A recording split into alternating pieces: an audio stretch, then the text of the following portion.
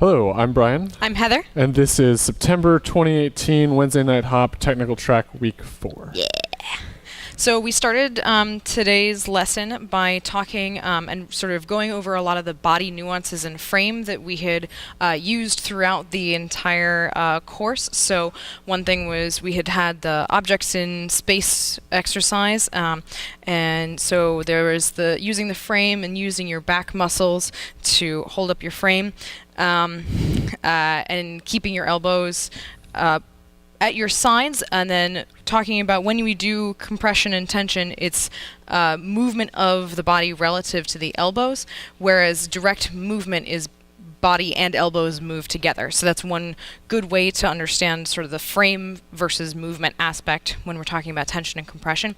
We also talked about remembering that this is an athletic dance, and primarily, at any point in a particular dance, you should be on the balls of your feet and be able to sort of like bop your heels against the floor and do a heel check. So making sure that we have all of those aspects as we go in, and then tension matching and making sure that whatever energy level is in the arm and connection to the frame, that the follow and lead are matching each other as they go through so that you can respond immediately when necessary. We also like to describe sort of our optimal frame for tension and compression as springy, as opposed to completely stiff or spaghetti noodles. Yep.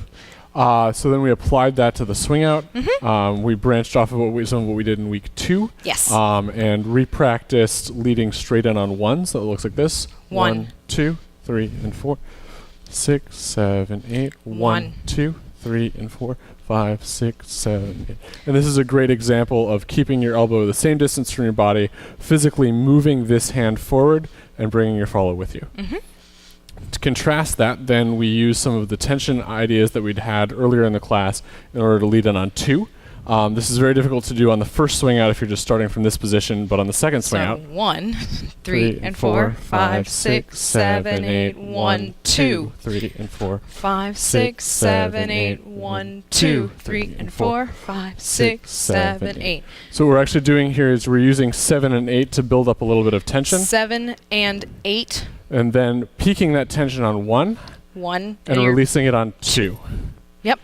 The hands are staying put, which is another aspect of the hands stay put, and we're again moving our bodies relative to the elbow to help increase this tension. We talked about keeping the buildup of tension nice and slow. It should be kind of like a sinusoid through the whole swing out. You don't want to suddenly throw your partner out to opposite ends of the swing out, because then you're gonna have to restart the momentum and you won't have energy buildup.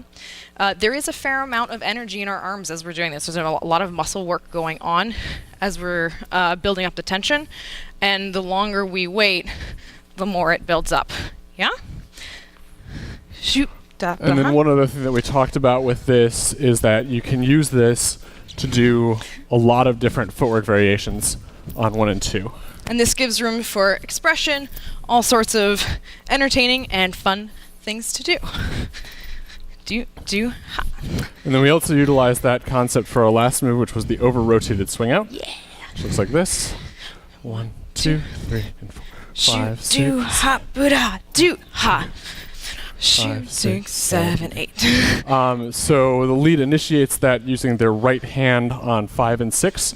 So we're actually after 4, we're using that 5 step 6 to press our follow into their arm a little bit. This arm needs to remain a little bit tense. We talked about that frame matching earlier. Yep. If you let this go, the follow has nothing to spring off of. Yes, I'll assume that there's a noodle and I will just wrap into my arm uselessly. If there's frame, I know to have something closer to a Balboa connection, and there should be a fair amount of spring. The lead is actively compressing me into this arm so that I get a lot of rotation here. Yep. And then once we've set that up on 5 and 6, 3 and 4, 5, 6, 7, 8, I continue rotating in that triple step, and we have centripetal force between us. Our elbows are at a bit steeper of an angle to maintain that tension than we would be on a normal swing out. keeping us closer together so that we're not quite so flaily and all over the place. We really are very much at a right angle. The follows feet are pretty much, I'm doing my normal swing out footwork in triple steps, and they're just catching me wherever I happen to go.